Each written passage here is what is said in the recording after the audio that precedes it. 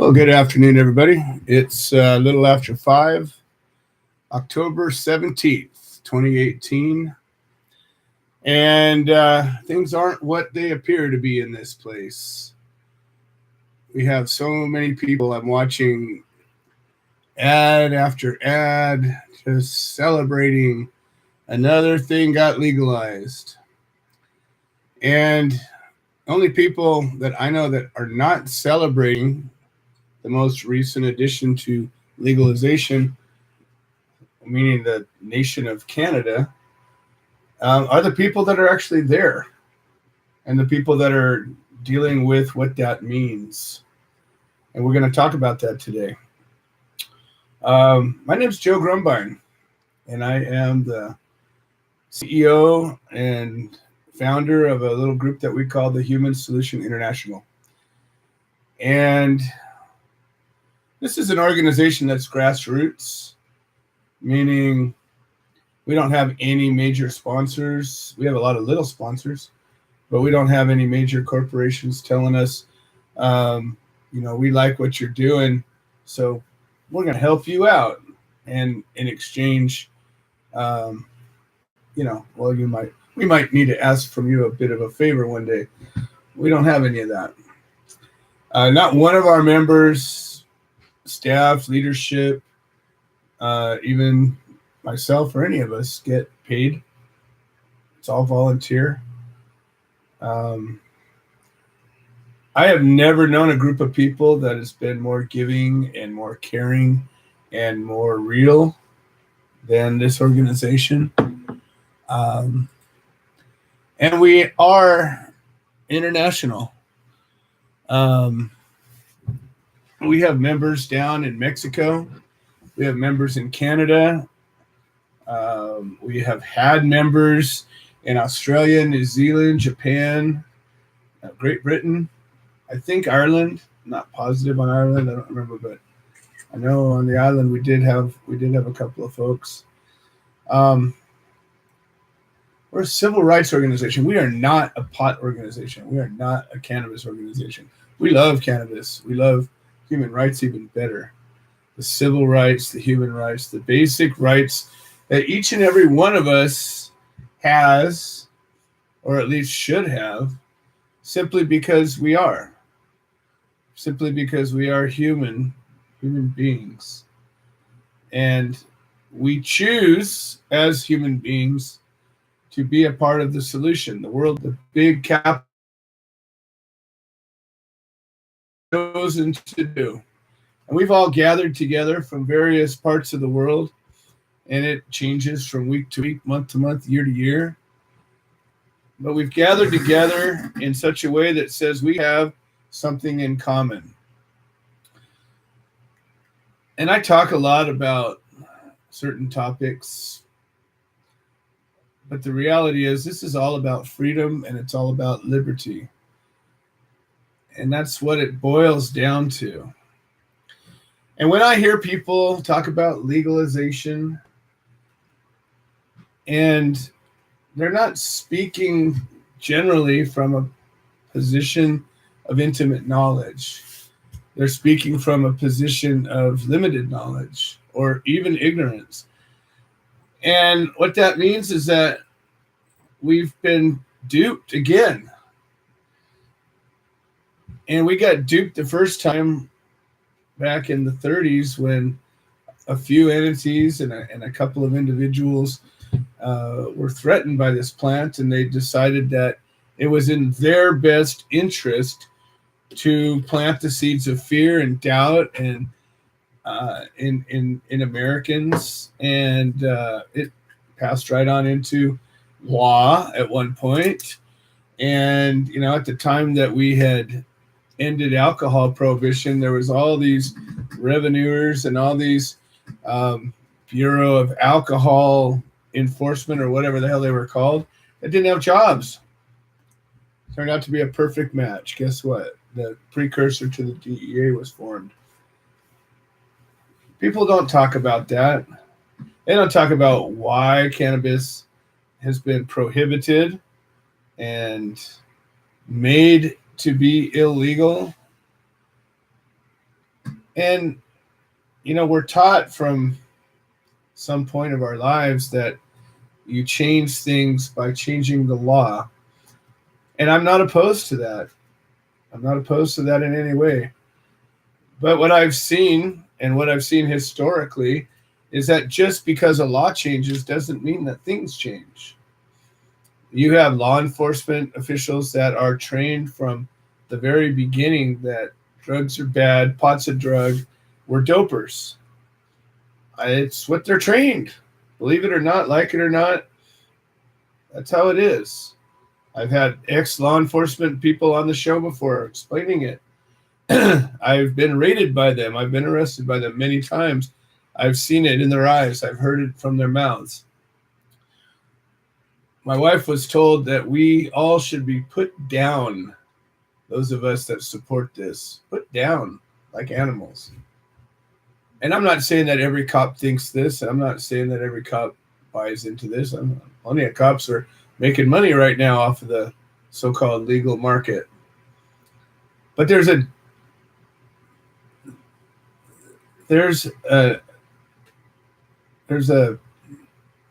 element.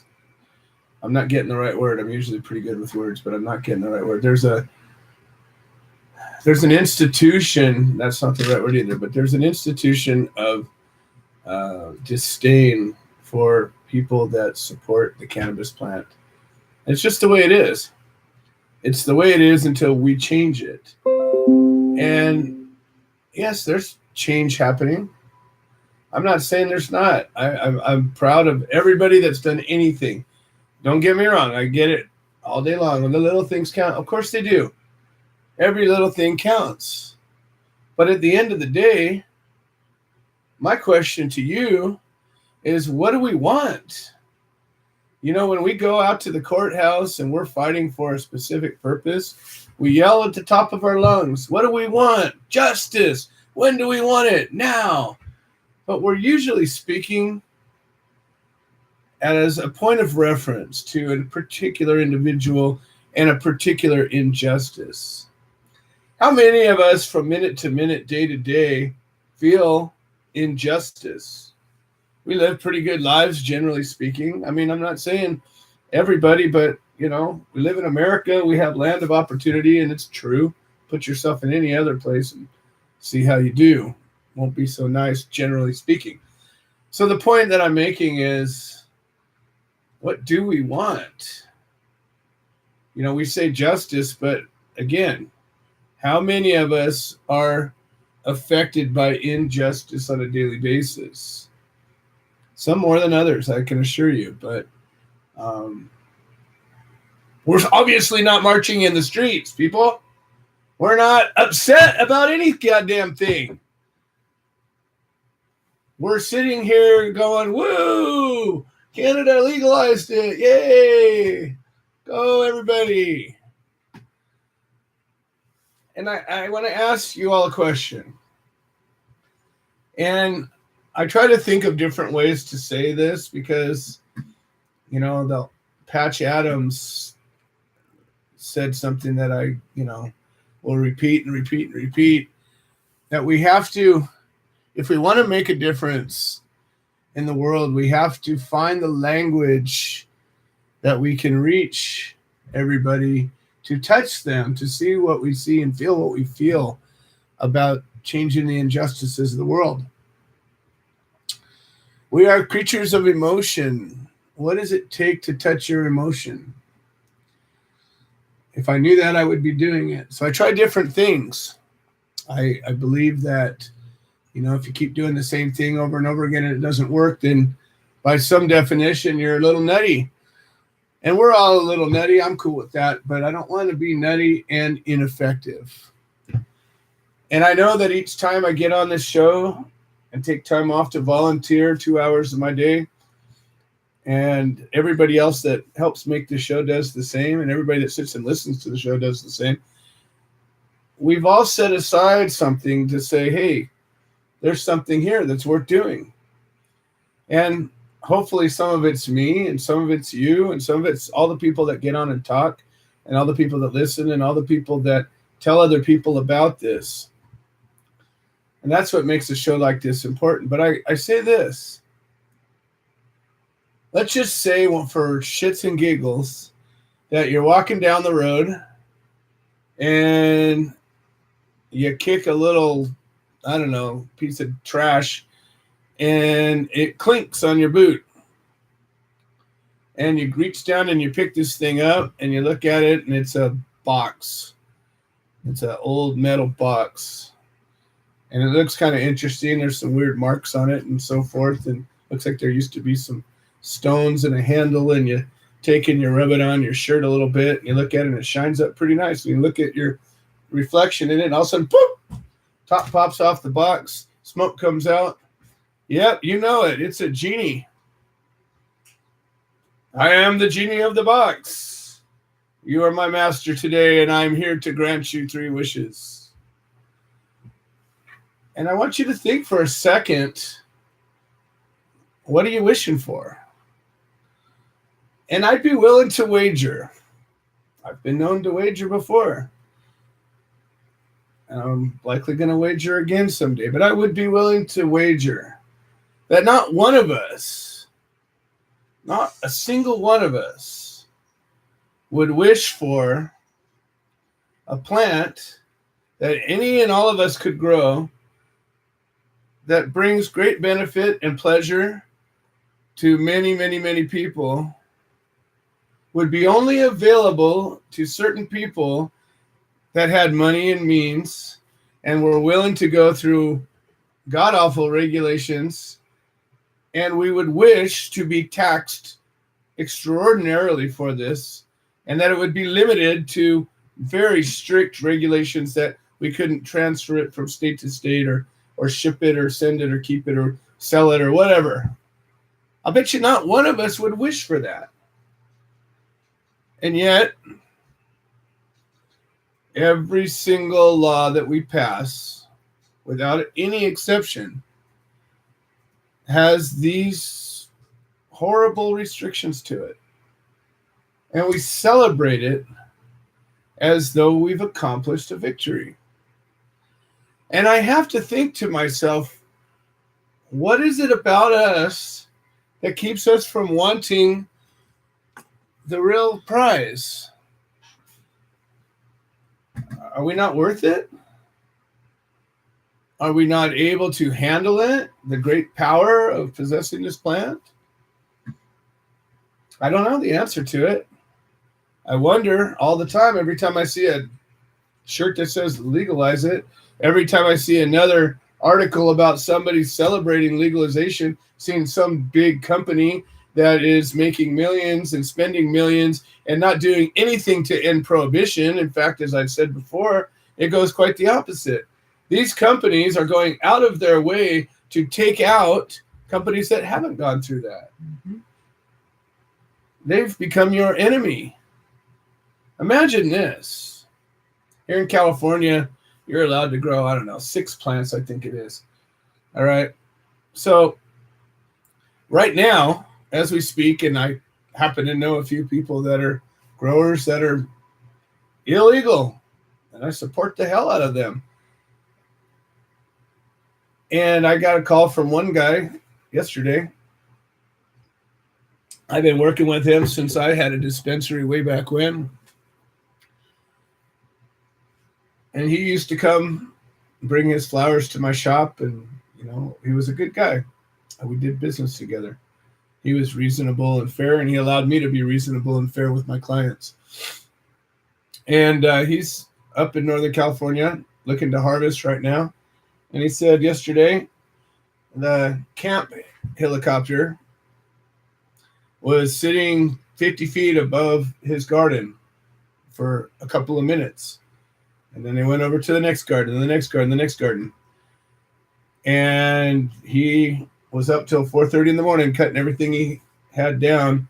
Some of it a little early, but he cut it, drug it down the hill, and at least got it to a safe place.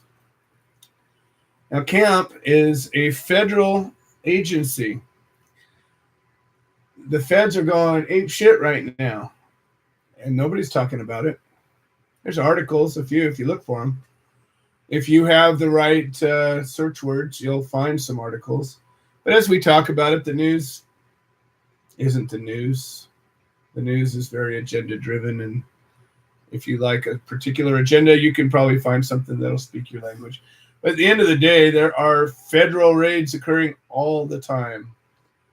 I just posted 3 or 4 articles. One was Colorado, one was California, and I forget the other one, but it's happening. So what happens when we legalize it is the states have access to some tax dollars. And as you know, states love tax dollars a lot. And it gives them motivation and justification, for God's sake. They weren't following the law. All they had to do was follow the law. And they get taken out. Maybe they get charged, maybe they don't. We don't know the answer to that. They get their property stolen. They get probably some things damaged, destroyed. Probably some people are getting arrested and some people are getting charged. In Canada, they've actually created new crimes based off of legalization. Crimes that didn't exist before legalization now do. And they're directly related to cannabis and doing it right. So I'm going to impart one last thought. I'm blathering on a little long right now, and Craig's going to call in any minute. But imagine this. How many of us have herb gardens? Grow a little oregano, sprinkle on your spaghetti sauce, grow a little thyme, a little rosemary, maybe a little mint, make a little tea, a little lemon balm, chamomile. Each and every one of these plants has a value. They're a food, they're a spice, they're an herb that can be used medicinally. And imagine if one of these plants or several of them in some way, shape, or form began to threaten a major corporation, a big player in some industry. Wouldn't matter what industry. William Randolph Hearst was in the paper industry and the news industry. What did that have anything to do with pot? Well, it did, because the hemp fibers were stronger than the tree wood fibers, and turned out it threatened him. And so he launched an assault. Well, what if, for whatever reason, there's some other correlation like this, and all of a sudden chamomile is found to be a cure for cancer or whatever it is? There's Craig.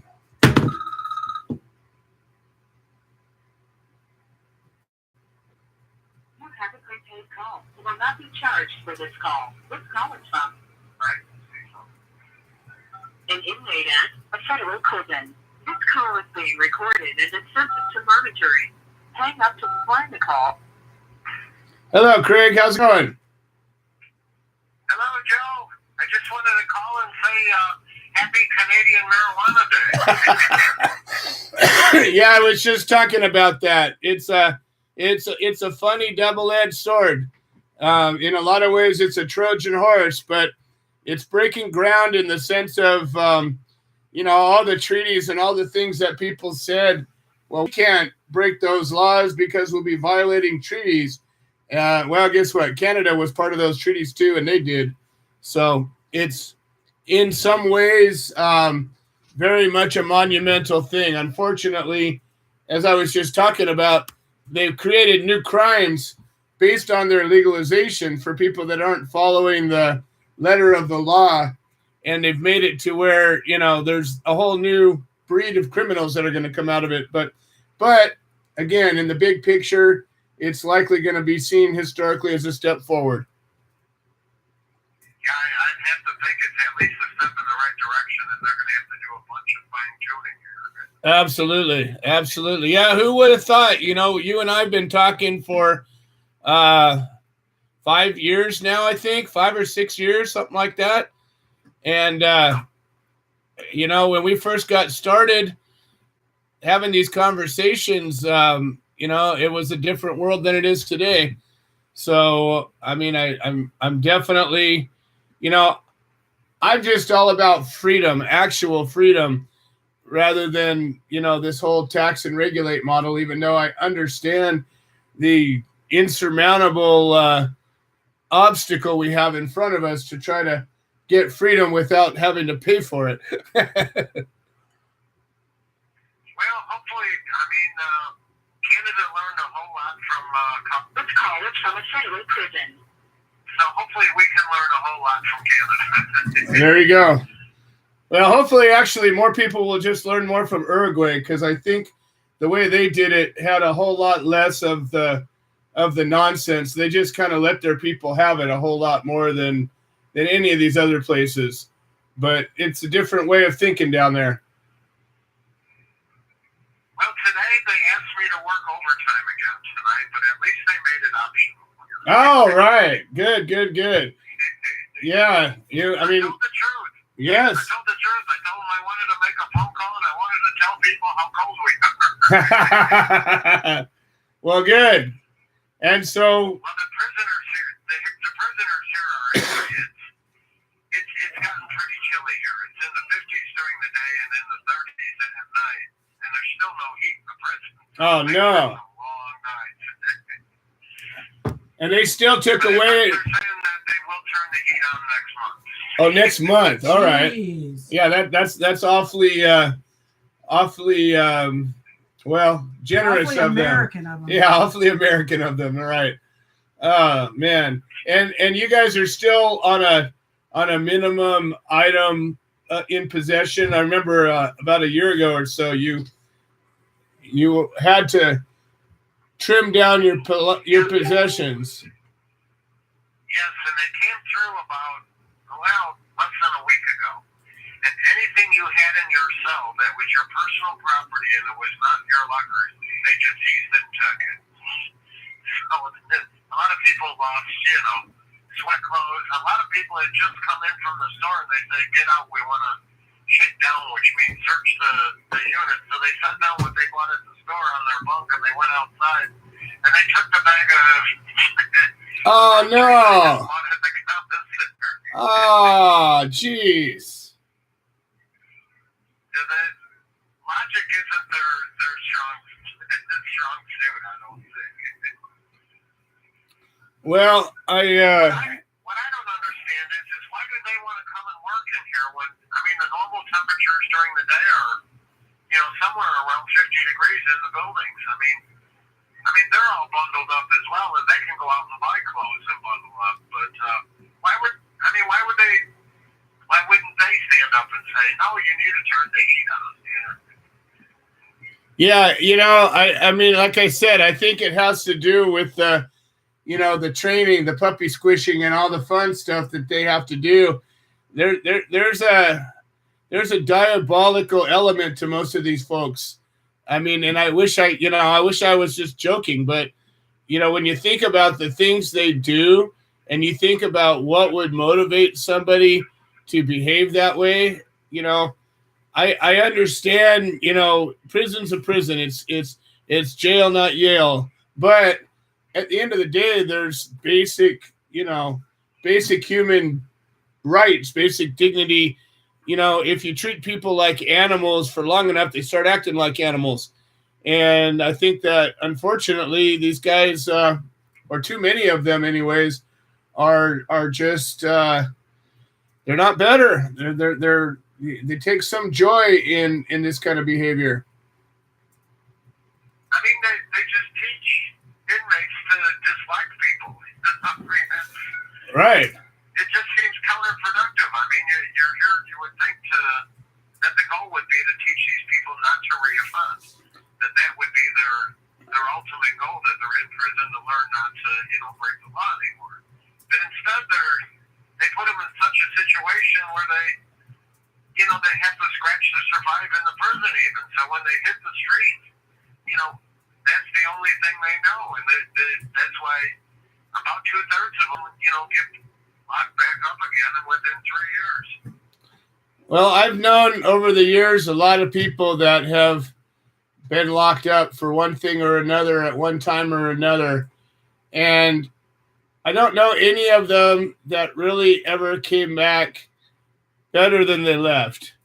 and it might be, damaged physically or mentally. It might mean, changed in a darker way. But I just don't know of anybody, who was truly rehabilitated in the sense of they went in a bad person and came out a better person. I mean, most of the people that I know that have done jail or prison time is because of nonviolent offenses. So I'm dealing with a different sect of people than some folks are in prison. But that being said, that's not what they're supposed to be there for. So what the hell? The only people that I see that can get some benefit really out of the prison is the hopeless drug addicts. So at least in prison they can't get as much drugs. So right. It slows them down some. Well, and I've heard of a few stories of some violent criminals that had some kind of a epiphany or a real change of heart somehow, some way. But it's certainly not the norm, and it certainly isn't enough to model a system by. That's for sure. No, that's why I think the system fails. Is that there's no planning, there's no thought in it. Now that's why a lot of the state systems in the United States over the last 10 years or so have really restructured their imprisonment policies and what they do in the prisons and that. And they've really reduced recidivism rates. They've reduced their prison populations. We went from right at 2.6 million prisoners in the United States 10 years ago. And right now we're at 2 million prisoners. So, I mean, it's been a significant drop, especially in the state systems. The federal system has dropped a little bit here in the last 3 or 4 years. But, I mean, you're seeing that drop in the states because many of the states are trying to be smart about their criminal justice system.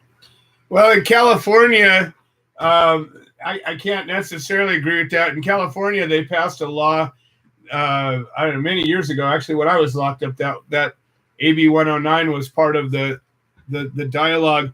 And what it meant was that the prisons were just overcrowded. And so what they did was they were just letting them go. They were given uber reduced sentences, and then they were taking anybody that had a state sentence for, I don't know what it was, 36 months or less, and they were putting them in the county jail system. So it was, I don't think they consider county jail as part of the prison system, even though, for all intents and purposes it is. I think, at least in California, there was definitely some skewed numbers. But at the end of the day, you're right. It's funny the way that the media reports things, and the truth is there's less violence in the world today than there ever has been at any point in history. The wars are less violent. There's less wars. There's less poverty. There's less all the bad stuff. There's less of it. That never gets reported on. And again, we have to look at, why does the United States have the highest percentage of people incarcerated? The one often cited statistic is the United States holds 5% of the world's population, yet 25% of the world's prisoner population. I mean, that's a terrible statistic if you really think about it. Yeah, it's a terrible statistic. Is that mean of a society? But it's an excellent way to oppress a group of people. It's an excellent way to keep your thumb on a class of people. Generally speaking, if you look at the whole cross section of prisoners, you don't see a huge amount of them of people that are in the upper, I don't know, even 50% of the income bracket. And there's a lot going on. It's easier to throw some people in prison than others, and it's certainly easier to keep them there. And it's easier to control a lot of people. And the thing that people don't realize is once somebody goes into prison, it doesn't matter if you get out. Your life is changed from there on out. You're reduced in your mobility, generally speaking. I mean, anybody who has a felony on their record has a different life than anybody who doesn't have a felony on their record. I agree. I would like to see more of the system where, the people are out in the street and just be very, very carefully monitored. Make sure that they keep a job, that they keep sober, that they keep, out of the way of the police. And that's really where, you probably have hope of rehabilitating people. But just locking them away with a whole lot of violent people where, like we're explaining here, where they have to take cold showers, where the buildings aren't heated, where, This call is from a federal prison. a bunch of things that you wouldn't figure as part of the American prison system, I mean, what does it do for the people? It just makes them angry, generally. Angry at, the people that aren't locked up here. Angry at the law enforcement people that put them here. It just, aggravates an already bad system. Well, it definitely brings out the worst in folks when you don't give people their basic needs. And it's I think you're totally right. When I was talking to George Martorano before he got out, talking to him from prison, he had this idea, and he was just talking about a small group of prisoners that were the elderly prisoners. And he said, if we were just to let the ones that are in the hospital beds that are over a certain age, that are they're never gonna walk again. They're never gonna, they couldn't hurt somebody if they wanted to. Let them out. Let them spend the rest of their days at home, and just the financial burden that would relieve off of the system would be phenomenal. And what do you need to keep a 90-year-old guy, who's crippled for whatever he did? What's he going to do at this point? And he's been in there for however many years. Hell, at one point you can say, what, you did your time, but we don't think that way. It's all institutional. It's all the formula. There's not the only subjectivity to it is a negative subjectivity.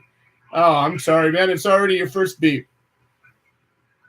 Yes, it was. And just to expound on that, you can't believe how many people go up and down the corridors here using walkers and all that because they've been in prison so long, that with substandard, a diet, a substandard medical care, and that they're just 70, 80 years old and in a bad way. And like you say, why are they here? Why are the American people paying for them to be here? Let's look at the compassionate release system that, set up but almost never utilized. And I know that, that's something that we ought to look at, especially for the elderly prisoners that really are incapable of hurting anyone. I couldn't agree more. Well, hopefully you're not going to be doing overtime next week, and we'll be able to pick this up where we left it off. I'll be there. There it goes. Hey, that's the closest Craig got to an actual sign-off in a while. Usually we cut him off or he gets cut off in mid-sentence. So I want to finish that thought I got started. I got a bunch of folks on the line, and we got a guest. We're going to talk about the upcoming midterm elections and all of that as well. But I was getting into the whole chamomile idea. How many of us grow our own herbs, whatever they're for flavoring food or for making medicinal preparations or for making a tea or whatever, some purpose? What's an herb? A useful plant of any kind.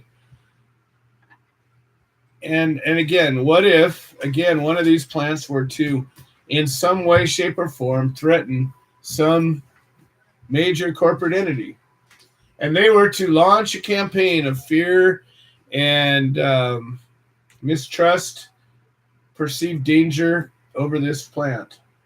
So much so, and especially now that we have actually, a way to bring information to the masses, much more so than there used to be. And so the fear, the media is all about the fear, right? I mean, what's the next plague? What's the next disaster? Storm watch, 2018, whatever it is.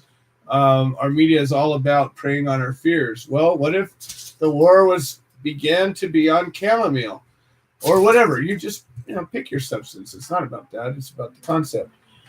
And all of a sudden, they came up with some law that was passed that put this substance into our Controlled Substances Act. Maybe put it up to a Schedule 5. Well, now all of a sudden, you couldn't have that chamomile unless it went through FDA approval. Anybody ever try that? Get a product to go through FDA approval?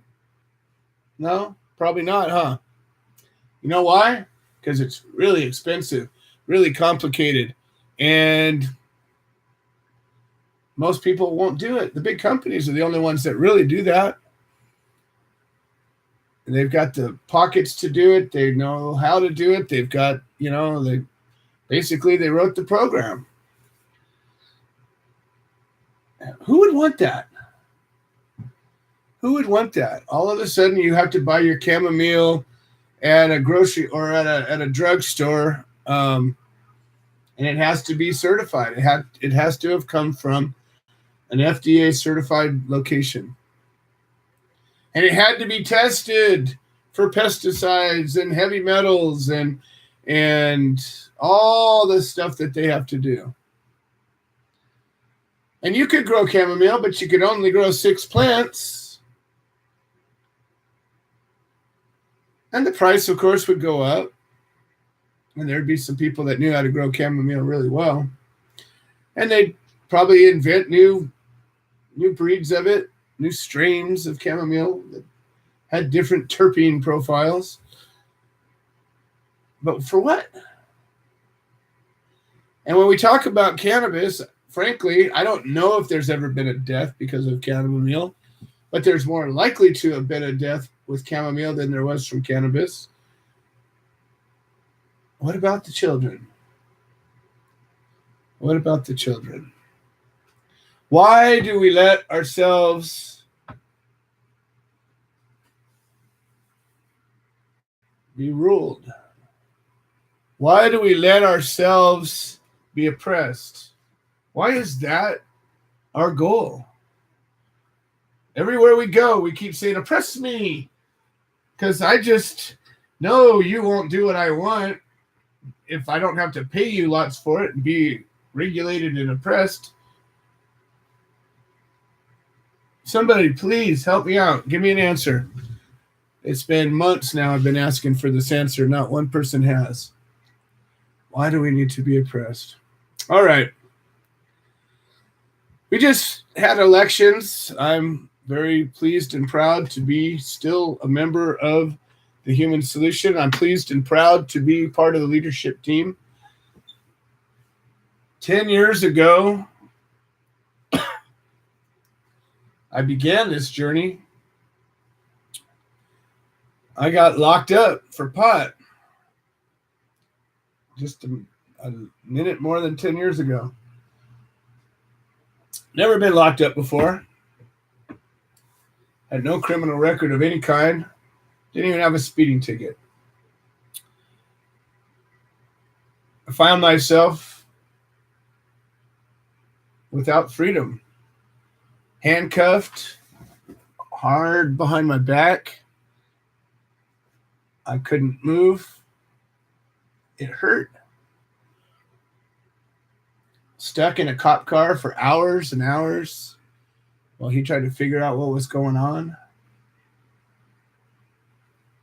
Ultimately got taken into the station where I got held in a holding cell. Bunch of drunk people around. When I got pulled over, I had all the resources of my collective. It wasn't a whole lot, but maybe 10, 15 pounds of various different cannabis and cannabis products.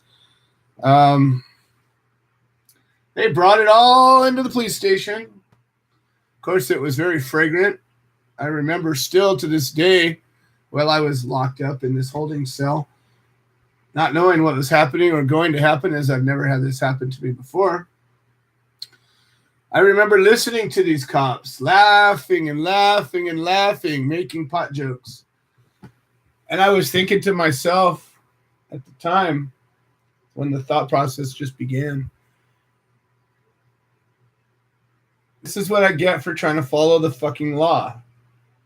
Because I was following the law of California. And I went out of my way to follow the law in California.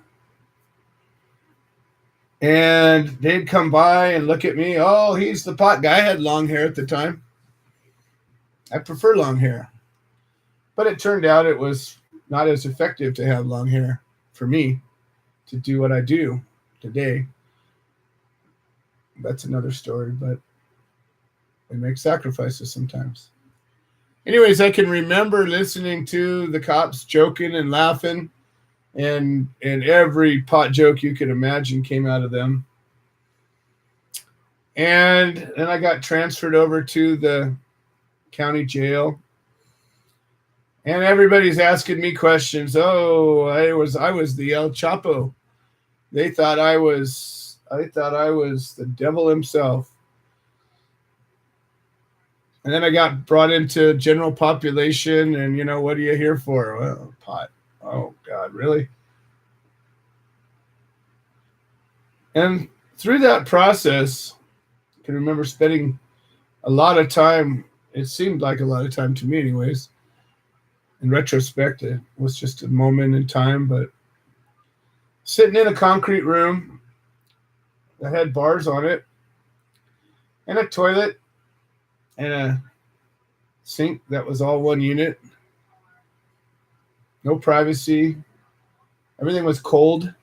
Just like Craig was talking about, it was probably 55 degrees in there.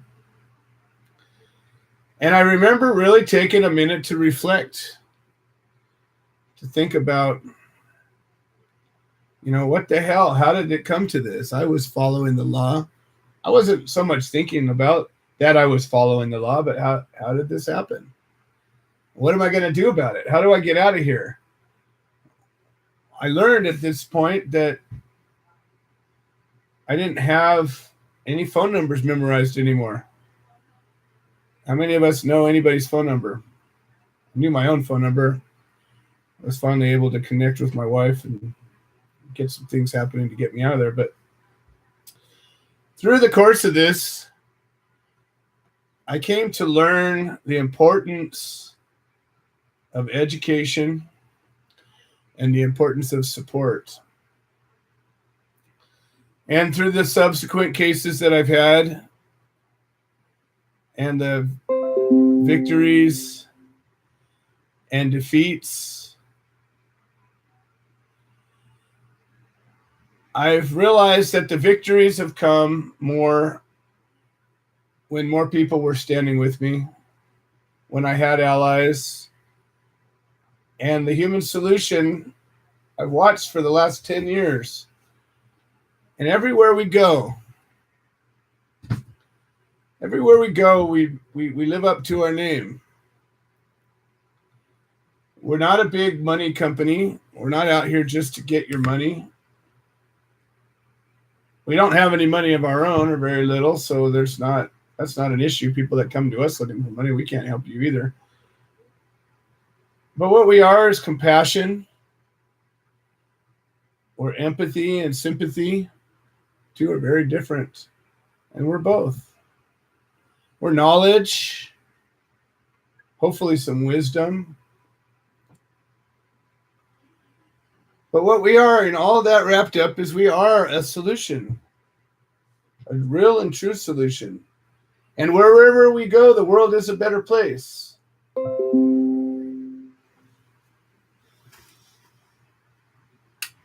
And there's no exception to that. Wherever we go, that we're following our mission and our code of conduct, we make the world a better place. And where there's problems that are because of people, we tend to be part of a solution, at least, if not the whole solution. And as I went through my cases, I know for a fact that I probably would have done prison time if it wasn't for those that stood by me. And that's why I'm a part of the solution. I know that there's still work to be done, as much as people believe that, passing an impotent law is the answer. I know that there's always going to be people that are going to be victimized because of that law. If you tax a product so much so that the people that need it most can't afford it, what have you done? You've created a black market. Nothing's changed at that point. Nothing's changed except for a handful of people have access to something that everybody else doesn't. Are we proud of ourselves? I've chosen to be a part of that solution. What about you? What are you going to do? There's a lot of things that we can do to make the world different and better. We have some plans. We have a way to join forces, to speak with a louder voice. I welcome you to be a part of this. This new term of leadership has just gotten started. We had our first board meeting yesterday, or day before yesterday. No, yesterday. Most everybody made it. And I feel really confident that this team that we have right now of leadership has the ability to take this organization to a place it's never been, to a place that doesn't have all the drama and trauma that we've had in the past when we got big. I think we are ready to grow big again, but in a smarter way. And as I spoke to the leadership, I told them this: we're not necessarily looking for 1 million new members. We're looking for 100 new teachers. We're looking for those of you that are willing to stick your neck out a little bit, speak your voice up a little bit. Don't be shy. You never know who's standing next to you. Wear a ribbon. Wear a shirt that has a message that says, hey, what's that about? Be bold. This world has never been changed by the weak ones. 3 kinds of people that I've heard it been distilled to. There's nice people, there's difficult people, and there's wimps. And nice people are most of the people that I work with, generally good people. We generally do the right thing for the right reasons. We generally want to make the world better. We find a way to be a part of the solution. Difficult people doesn't mean they're good or bad. It just means they're difficult. They're the person that always finds a hassle, always finds a reason not why not. They're the person that finds a problem. They might be an ally. They might be fine, but they're going to be more trouble. And then there's the wimps. Watch out for the wimps, folks. They're the ones that stab you in the back. They're the ones that cause the problems from the back of the room. I'm looking for the good ones, the nice people that have some stones, willing to stand up. All right, enough of my yapping. Let's get on to the show. I've got a great guest today, Larry Sharpe. And Larry Sharpe is running for office, running for New York governor. Now, New York is a powerful state in the United States. It's got a huge history, one of the oldest states of the Union, a wealth of history that has happened from there. All kinds of problems, but I think New York has an opportunity right now. If we were to get a leader in New York that was bold and bright and willing to, have some common sense, I imagine, I don't know how many people are currently in New York, but imagine what kind of leadership a state like that could be. California's been a leader in the cannabis world for a little while, then Colorado kind of jumped into the arena. And I look at the end of it and I say, well, I wouldn't move to Colorado. I know too much about the inside of their laws and what really happens. But I know that if a leader of a state that had the population and the resources of New York was to stand up and make a difference, boy, we'd be looking at history changing. So here's a little intro for Larry Sharpe. He's a businessman. He started a trucking business and sold a successful distribution company. Executive coach and management consultant who's mentored entrepreneurs, executives, leadership training. Strategic consultant for thought leaders in government, finance, law, technology, and so forth. A teacher, a guest instructor, teaches English, management, and business at universities like Yale, Columbia. I don't know, a little impressive. A native New Yorker, Marine Corps veteran, a husband and father. Sounds like a guy that represents a slice of America. I understand he's got some common sense points of view. I'm going to bring Larry up, and I'm also going to bring Pete Yapel, who is the one who brought Larry to our attention. And let's first bring up Larry and say, hey, how's it going? Larry, welcome to the show. How are you doing today? Doing good. What's going on, brother? How are you? I am doing fantastic. I've heard good things about you, and I'm glad to have the opportunity They to. are all lies. All lies. I hear you. I say the same all the time. I'm also going to bring up Pete Yapel because he's the one that brought you to our attention, and he's also the head of our New York chapter. So let me bring him up first.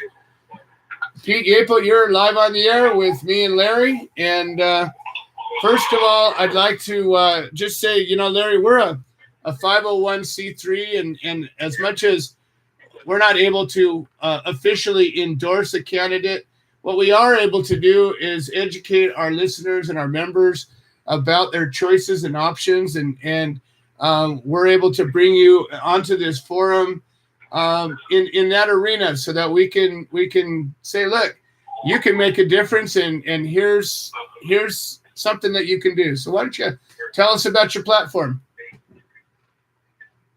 Look, the most important thing as a libertarian governor is someone who decides that I don't always know what's right for you. That, you know what, you usually know what's right for you. That's what's most important.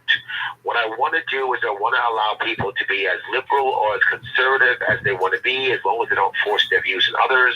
If you want to use a certain product, I don't know, say like cannabis or some other product that you feel is right for you, you should be able to use that. And if you are someone who doesn't want to use that product, you shouldn't, but you shouldn't tell others they can't. And that's what we're trying to do. But there's something else from another level here in New York State. We are struggling. We have over 100,000 of our people leaving every single year. We've lost over 1 million in the last 8 years. So I want a product that not only can help people, which obviously cannabis does, but I also want to add hemp to that, and I want a product that can help out farmers, meaning it can be a cash crop. We can actually let our farmers here in New York grow hemp and cannabis so that they can actually have a better farm, a more effective farm. And when I do it in a way that allows the small farmer to win. And what I've often said is I want to regulate hemp and cannabis like onions. And I joke when I say onions, but I also don't joke. I'm joking because it sounds funny and people think it's cool. Oh, yeah, like onions. But I want to add one thing, and that is you have to be 18 years or older to purchase it. But the point being, do you need a special license to grow onions? No. If you want to be a farmer and you want to start growing onions, you should be able to do that. If you want to grow hemp or cannabis, go do it. Now, to be full with you, I'm not a farmer, and that's okay. I don't have to be one. My assumption is if you are a small farmer, you can make that choice. If I regulate this a lot, if I regulate it heavily, if I make it that you have to have licensing and things like that, drop $200,000 to get a license to get that kind of inspection, you know what's going to happen? Big business wins, small farmers lose. That's what happens every time. I was just in a cannabis investment roundtable event in New York City about 3 weeks ago, and there were hundreds of millions of dollars being invested. None of them were going to New York, and almost all of them were going to big grows in California, in Colorado, in Washington State. New York State already has a culture of craft beer and craft brews. We could easily make craft grows. hempcrete, hemp concrete, cannabis for sleep, cannabis for this, cannabis for that. And all of a sudden now we can have our farmers grow and become more valuable, more important, bring family members back from the States, and grow a small economy and a niche craft industry in New York State. On top of that, if you make it like onions to where you don't have a lot of taxes, guess what? If you are someone who has chronic pain and you want to use a cannabis product, grow your medicine in your backyard if you want to. Go ahead, do that. I don't want to be someone who stops someone from having a better life. If that means a cannabis product, then enjoy the cannabis product, whether that's an edible or a liquid or smoke, whatever is the way you want to ingest it. Again, it's not my issue on how you deal with it and what you put in your body. If it gives you a better life, I'm happy. I'm good with that. But I'm still not done. If you tax it too much, you will have a black market. And you see that already now in California, Colorado, and in Washington. If instead you keep the taxes very low, or even zero like onions, then the guy who was dealing today simply walks down, gets his LLC or his S Corp or C Corp, and now he's still a dealer. He's still in business. All that changes. Now he's paying taxes. And that's what I want. I want people to be able to use the product as they see fit, grow it as they see fit, sell it as they see fit. As long as you're 18 years or older to use it or grow it, I don't have a problem with that.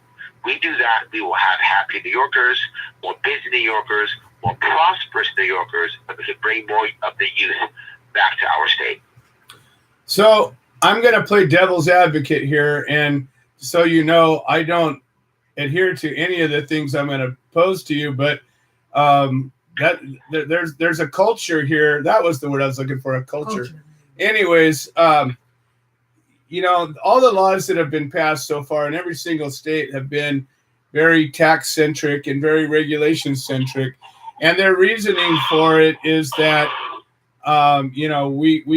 we have to protect ourselves, and the what about the children thing and all of that. But the what is it that the people that claim that it's going to increase crime, the people that say people are just gonna be sprinkling poison on all their stuff, we've got to have stringent regulations and tests for every cosmic ray substance under the sun, and what do you say to that?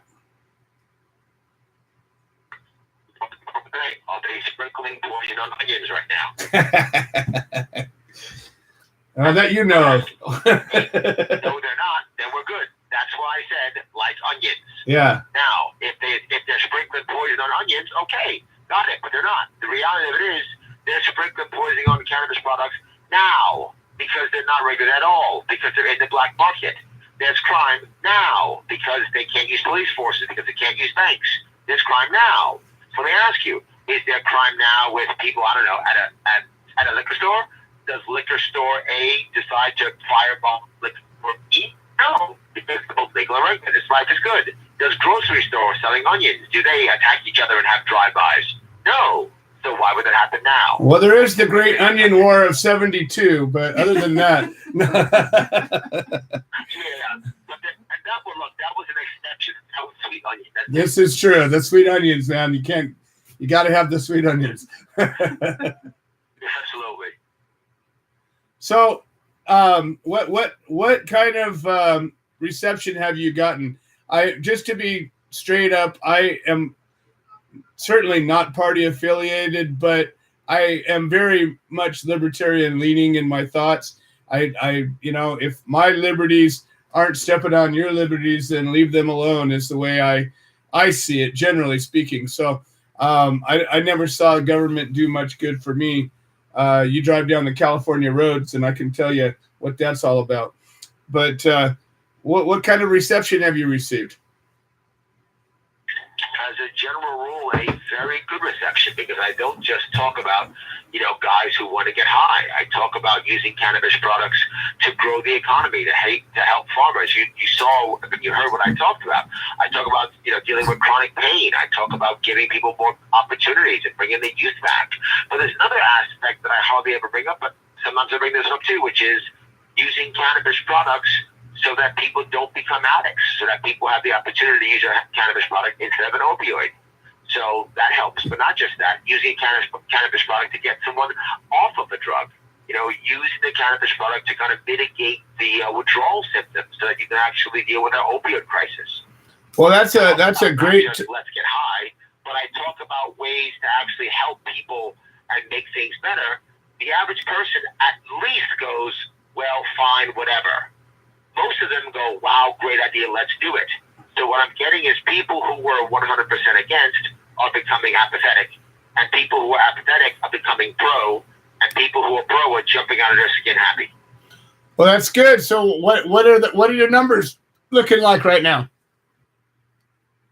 Well, my issue right now is name recognition more than anything. I'm at about 33% name recognition, but I still poll at 13%, which is amazing because if you do the math on it, obviously, right, you triple that 33 to 100, that would make 13 go to 39, and the 5-way race in New York State, that's a win. So I'm theoretically in position to win if I can get my name out, which is why I'm doing so much media, which is why I'm doing, about 3 to 4 events every single day. And I'm doing it for this last push to get my name out. If I get name recognition, this is a winnable race. That's excellent. Well, Pete, you're the one that introduced us to Larry and let us know about his candidacy. What do you have something you want to add to this conversation? Absolutely, guys. Listen, I'm finally glad that we've got Larry heard on the West Coast as well. Because this man's tweet, this man's ideas, this man's commitment, and this man's true humanity is something that's going to reflect in New York when he's elected. And I will say when he's elected, because Joe, you know me, I will continue to do everything I can to keep the E on the end of his name. And we always say it's sharp with an E, which means electable. Larry, incredible kid. I mean, Larry, I'm glad you made the show tonight. I'm glad I was able to, I'm on every week anyway, but I was glad I was able to get on and hear you. Larry stands true, Joe. There's one thing I can say about Larry Sharpe. I have interviewed Larry Sharpe for 3 hours. I've spoken to Larry Sharpe for I don't know how many hours. I've met Larry Sharpe at countless events. And Larry Sharpe has never wavered. He's never wavering. He stands by what he believes. He's a man of conviction. He's a man that actually stands and believes what he speaks up and stands for it. The next thing I really, truly love about Larry, guys, you haven't got me. I mean, I'm lucky to go out and speak for Larry now. I mean, I'm so glad every opportunity that I'm invited because the excitement I finally feel in a candidate. I've never had excitement in a candidate. The government's been my enemy forever. But I finally feel as though I have someone that claims transparency, that not only claims transparency, proves it in every conversation we have. I mean, Larry don't make punches. It's not popular to say that you're candidates like onions. Let's be realistic. I mean, Joe, even in California. I mean, it's impossible for people to grasp that. But he has an understanding, he knows, and he listens to the people. And Larry himself will tell you, he doesn't have all the ideas. He doesn't know how to fix everything. But that's what all of these things that we want to say and prosper and grow and make this state as beautiful and as powerful as Union in general isn't going to happen unless we have a guy like Larry Sharpe steering the ship. And that's what I'll say. All right. Well, thank you so much, Pete. So, Larry, I mean, how obviously, in the political game, raising money has got a big old, element of this. How are you doing as far as fundraising goes? Yeah, well, I gotta tell you, I'm very happy. We've raised about $400,000, and our average donation is $80.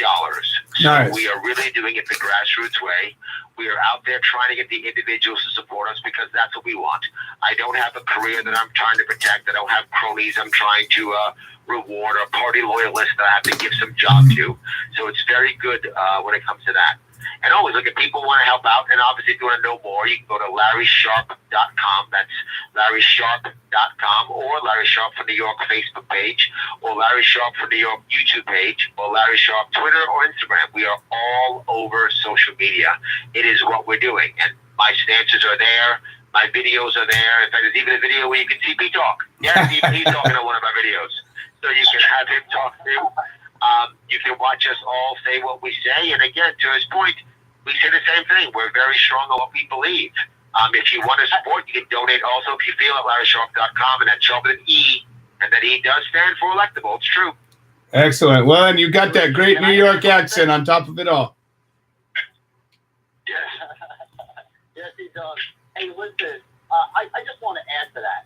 Every human being that I've introduced to Larry, and I'm not like saying personally, like, hey, I haven't seen the hand, but every person that I brought to and said, listen, please listen to this man. Please listen to him. Has absolutely stood up to me and said, yes, this is the man I want running the state. Absolutely, this is the man running the state. It's just getting him out there. He's not the Republican that I can't even remember his name. I know it begins with an M. And he's not the Democrat who has been destroying. And I don't listen. Again, parties don't matter. But he is a Democrat. He's had it for 15 years. They haven't improved it yet. They can't improve it. How much more time do you need than 15 years? Let's start fresh. Let's start fresh with a real candidate, with a real New Yorker, and someone that's really taken the time to meet all of New Yorkers, not just New York City. Yes, in fact, the funny part is, as of tomorrow, I will have been in all 62 counties. I will have made all of them. Nice. Well, This is surprising, Larry. Is there,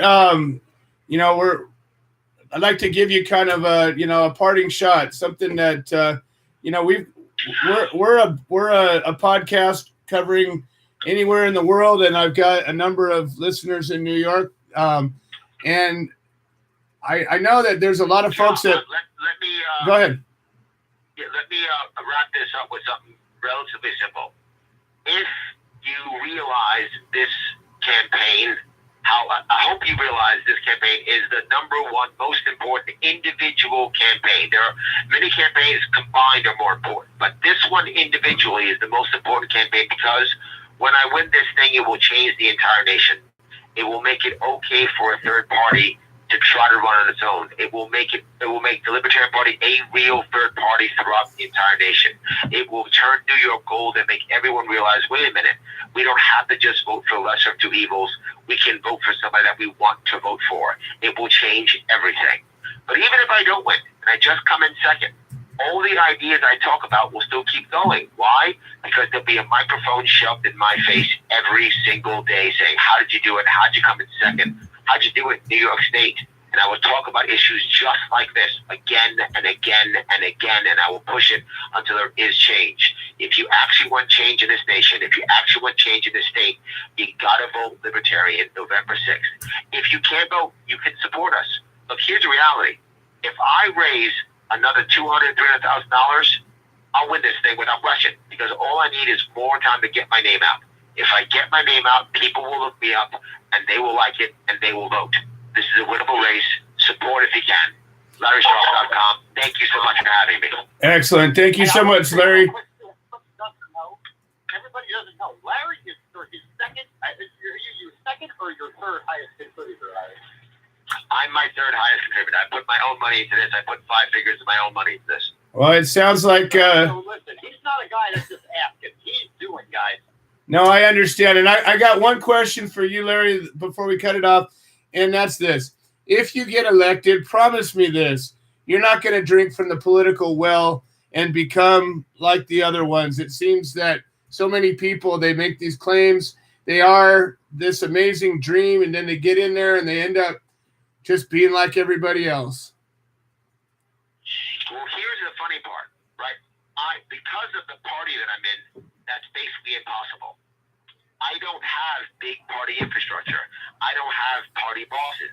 I don't have any of that stuff. Not just that, I don't have a career to protect, and I don't have people to pay back. There's nothing they can do to get me to do that. It doesn't work. I'm not part of the establishment. So that can't happen. I actually have to stay close to the actual people, because since I don't have all the party infrastructure, I still need the people to be supporting me. I need them to be calling up. I need them to be protesting. I need them to be behind me. If they're not behind me, I'm not going to get anything done. I'm going to be a failure. So even if I wanted to become a shill, I couldn't. So I promise you, yes, I will become a shill. Absolutely. Well, thank you so much for taking your time. And you know what? Just remember, folks, it's a couple of weeks from now. You got a chance to make a difference. Cast that vote. Thank you so much. Have a good night. All right. You do the same. Larry Sharpe, folks. All right, Pete, I'm going to keep you on the line here since you normally give us an update. And why don't you tell us what's been going on in New York outside of this? Well, obviously, a lot of support for Larry. I mean, honestly, guys, I don't want to waste any more, or not just say waste, or spend more time on it, because the man speaks eloquently and he speaks from his heart. And if you don't hear it, then you're not listening. But we're personally, man, we got some bad news. I got to share with the listeners. Our run at the Holistic Healing Studio has come to an end as far as our classes. We're just looking for another place to have it. Denise took an extra job, and Bob, her partner, is got some things he's involved with on Fridays, so we're not able to hold the class there on Fridays any longer. We're looking for a replacement place, but we're still always educating. You guys can always reach out, and we'll do what we can. As far as the Human Solution goes, I just want to say, everybody, listen, we had a great board meeting, our first board meeting with our new board and our new people that are running this place. People that are board members and have positions, hold positions. It was a great meeting. Listen, we're focused. We're a driven group.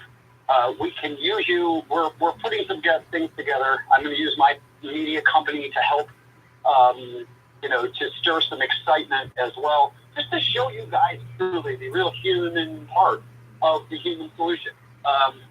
We're here to help people every single day.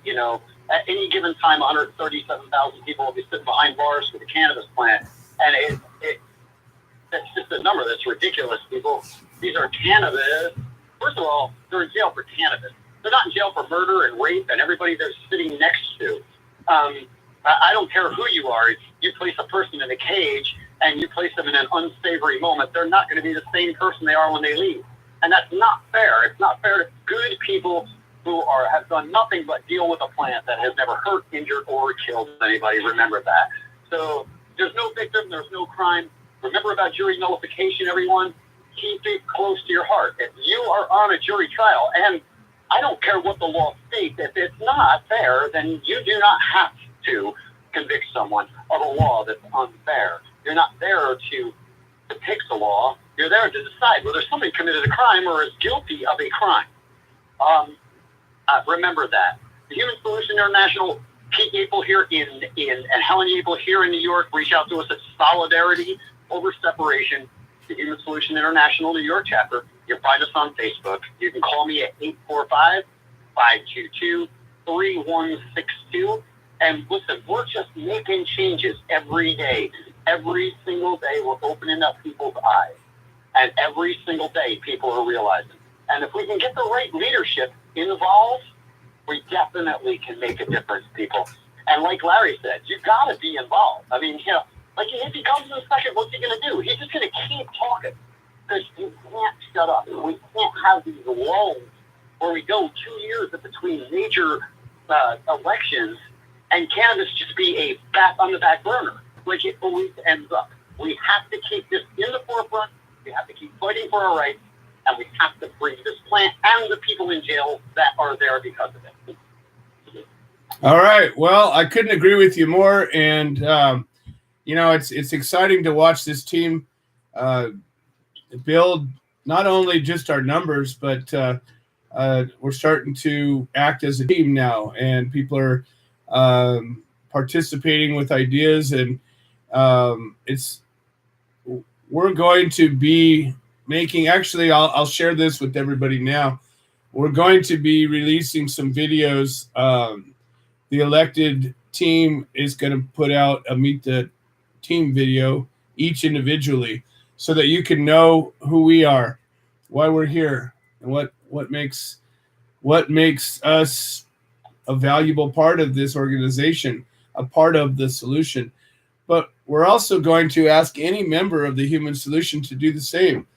And so what I'm going to put out there now is if you were to put together a little video, it can be on any format. It can be recorded on YouTube, or it can be an MP3 or 4, MP4, I think it is. Whatever it is, a video file. And introduce yourself as a member of the Human Solution and add into it this phrase, I'm a part of the solution because. And tell us why you're here. You tell us why are you a part of this organization. And then absolutely, Joe. I mean, that's a great thing. And listen, I think that whole idea and concept might give some validity to our passion. Because let's face it, we're all volunteer. None of us get paid for this. We do this because we care. And I think that if families and people can understand what others go through, what others support, and how simple it is to just be kind and help in situations like this, it can make a huge difference. And I just want to say real quick before I got to get off, Joe, because I'm kind of in a hurry tonight too, and God knows I'm a long-winded idiot. But I'm going to see you in 2 weeks, man. I cannot wait to get out there. Looking forward to it. Super psyched. And, it's 2 weeks from tonight. I tried to change my flight so I could get there and come and do your show with you on Wednesday. I just couldn't do it. It was too expensive for me to do. So, but we'll be there on, for a good few days. And well, you know what? Special show. We may end up just doing a special show. Yay. That because I got virtually any day of the week I can do a show. So maybe we'll do a special edition. Let's do it. Awesome. Hey, that sounds great to us because we haven't had camp much like that. You were so quick here, and I'm going to be pretty quick there. We haven't had the opportunity to do that. And I want everybody to know, too, while on that Joe's plate, I'm going to spend a tremendous amount of time making an incredible piece about Willow Creek Springs because I truly believe in this medication.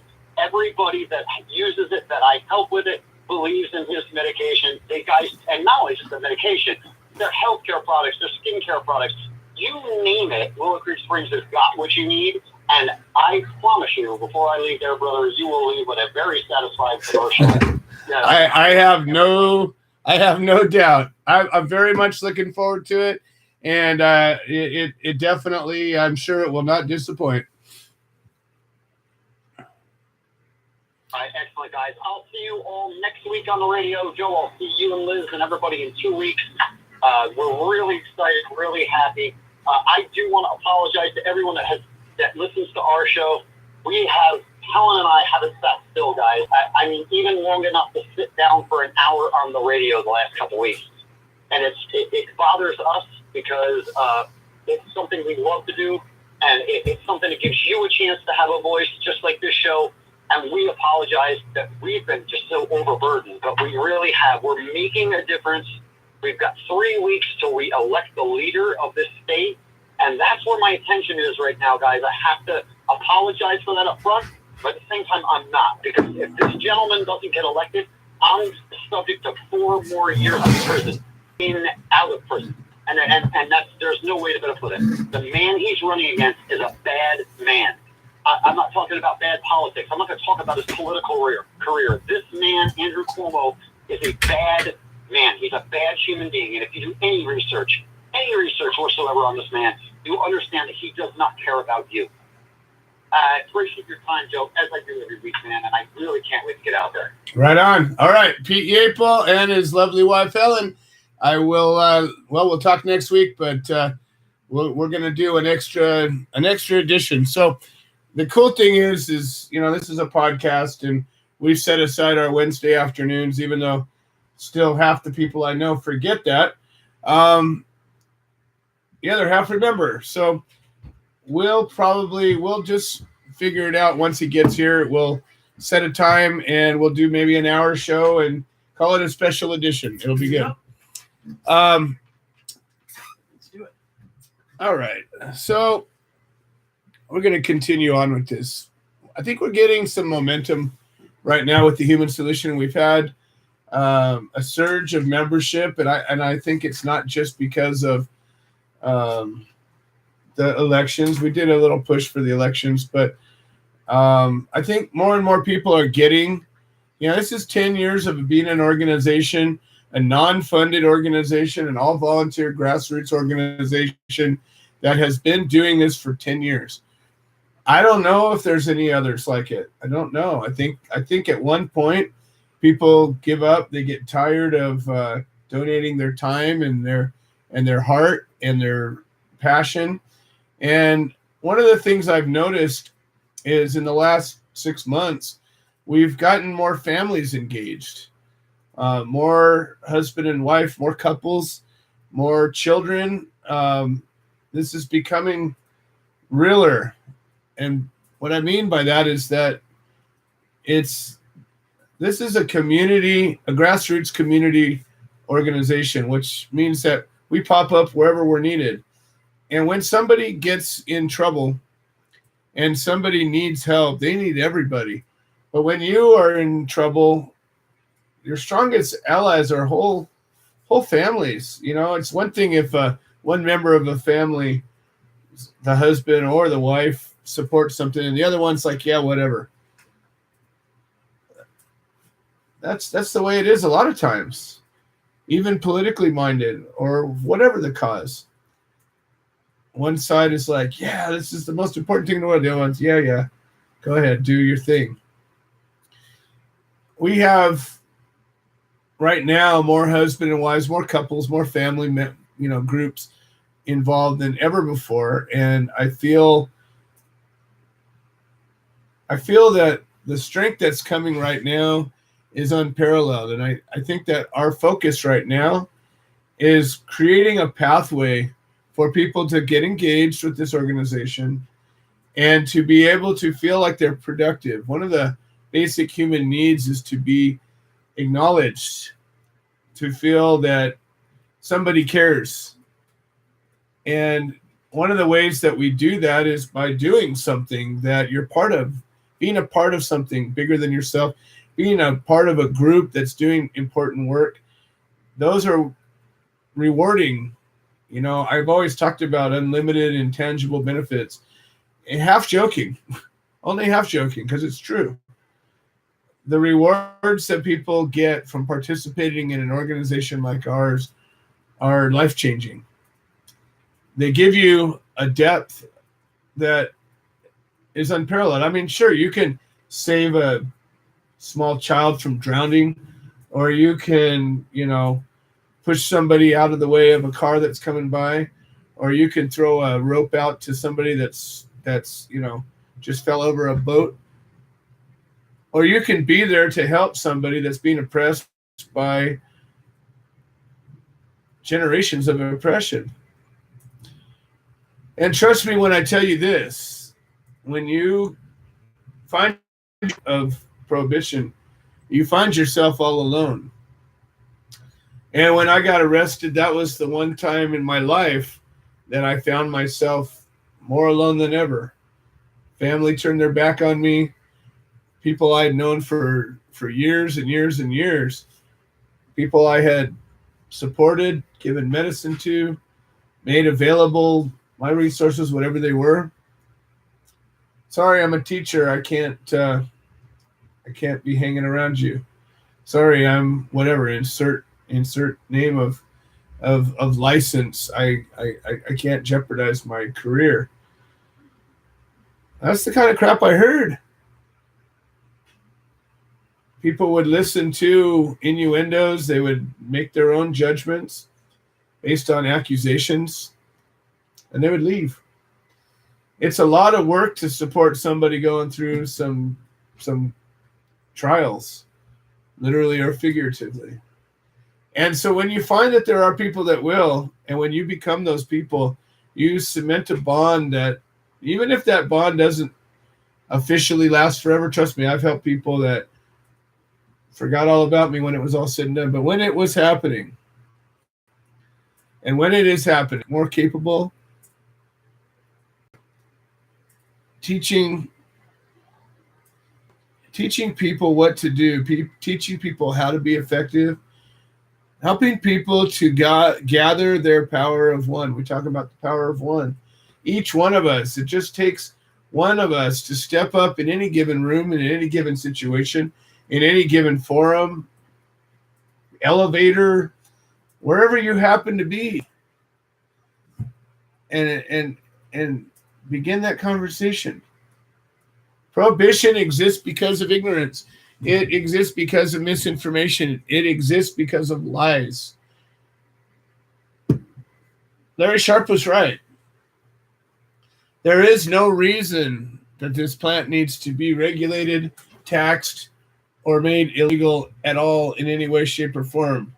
We need to end prohibition. We need to decriminalize this plant. It needs to just be a plant. And if you believe that, and if you feel that that's something that you support, contact me. Get a hold of us. Our website, thsintl.org. Participate. You got no time, but you got a couple bucks, throw the bucks. If you got no bucks, but you got some time, throw a flag. Tell us you want to volunteer. Connect with us. We will help this happen. If you care about ending prohibition, we will help you to help us. It's what we call a win-win situation. There's a lot of different kind of situations out there. And a lot of organizations, and again, I'm not here to negative talk anybody or anything in any way, shape, or form. But the truth is, most nonprofit organizations, most churches, most funds of any kind are a win-lose situation. What that means is one party would win and the other part wouldn't. Whether they actually lose or not isn't important. Both sides don't typically win unless you just like giving money away. Generally speaking, that's what you can do to help. Or you can gather signatures for a legislation or elected official. That's pretty much what's out there, generally speaking. Yeah, there's projects and there's things that are beyond that, but for the most part, it's what my experience has been. With our organization, we've learned, at least some of us have learned, hopefully we've all learned, that when an individual wants help and they're willing to help themselves, that's when we do best because it's a win-win situation. When somebody stands up for themselves and they say, hey, I'm fighting for my freedom, can you help? Sure, no problem. Most of the people, unfortunately, call us up and say, hey, I got busted. What can you do for me? All right. You know, we give them an opportunity. You can call the radio show, participate on the website, sign up, start waving your hand around. Most don't. Most don't, but some do. The ones that do are what makes the difference. The ones that actually want to be engaged in their own liberty. That's what we need. That's what it takes to get this liberty. The win-win situation. That's what we're doing. And finally, I guess the last point I want to make is that our organization is unique because we actually have a code of conduct. We actually care about how we behave in our own name. And there's all kinds of people that do all kinds of stupid things in all kinds of different names. But with our organization, you don't get to do that. There's a saying that says, treat people like ladies and gentlemen, not because they are, but because we are. And I think that there's something that's said for that. You know, we're better than that. We're not the attack group. We're not the group that's going, well, you know what they did? Oh, blah, blah, blah, blah. You know, that's what people love to hear. It brings in attention, but it doesn't make a positive effect. We have a mission. Our mission is to end prohibition entirely. If you want to help, we would welcome it. All right. I want to, before we bring up, we got Creed Leffler, we got Noncompliant Mary, and Glenn Keeling up in line to speak, and I got a good half an hour to do it. So we're not pressed for time. And I think George Martirano is going to be calling in too. So if you believe in the power of visualization or prayer or good thoughts or whatever, Tom Corby's not on the line today. And I left him a message yesterday and he didn't return my call. So Tom Corby's a dear friend. He's a lion of a man. He has helped more people than probably anybody else I know. And he's got back problems. He was in the hospital, and hopefully he's recovering. I don't know if anybody's heard from Tom. Please let me know. But I did reach out to him, and all I can say is, in my eyes and in my mind, if you don't know Tom, he's a tall, lanky man with a beard and kind of a balding head, beautiful, sparkling eyes, and a smile from here to there. He's an amazing individual, and I just, see him throwing horseshoes. He likes to throw horseshoes. See him telling a story, seeing him walking around with a smile on his face. We need Tom. We need him to be healthy. We need him to be with us. So put that out there. Okay, we got Creed Leffler on the line, and Creed he's been on this show now for several months, and he's got a petition where he's asking the federal government to take cannabis off of Schedule 1. And he's been doing more effort towards this particular petition than I've seen most people do for most things. He's got plans. He's reaching out to celebrities. He's last I checked, we had just gotten over 7,000 signatures, and we've got a lot more to go. And he's made connections on some level with some big name celebrities, and I think he was trying to get connected with Snoop Dogg and his manager last week. So let's see what's going on with that and see what's going on with Creed. Creed Leffler, welcome to the show. How are you doing today? Thank you. And we are up to 7,035 signatures. Thank you all, and we are up to 7,095 signatures. Excellent. Woo! Every Way week for we'll keep Creed. getting more.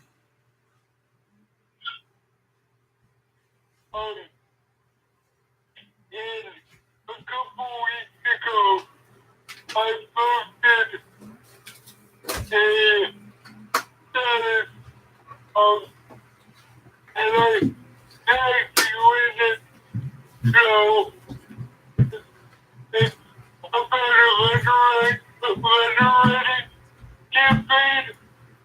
Could you find it and read it to everybody?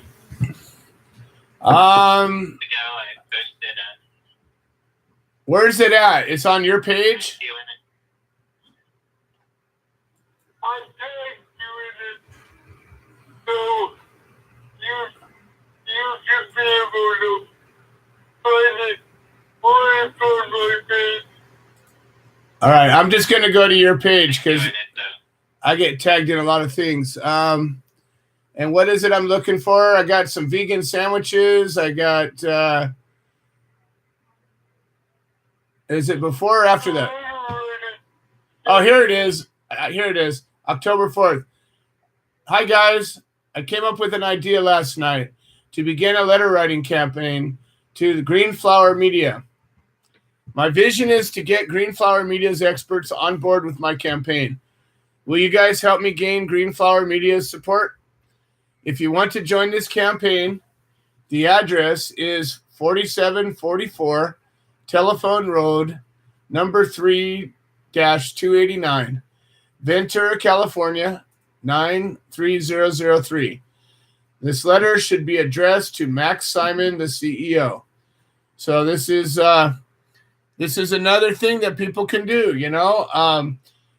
if we are able to reach people of influence, people that have a larger reach than we do, and we can get them all to agree on a topic or a term or two, what a difference we could make. So absolutely, Creed, I support that, and I'll have somebody post that up onto the show notes.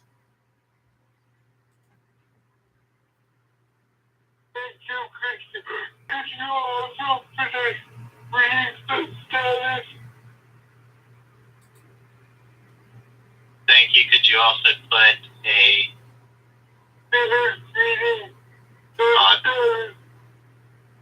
finished reading at it?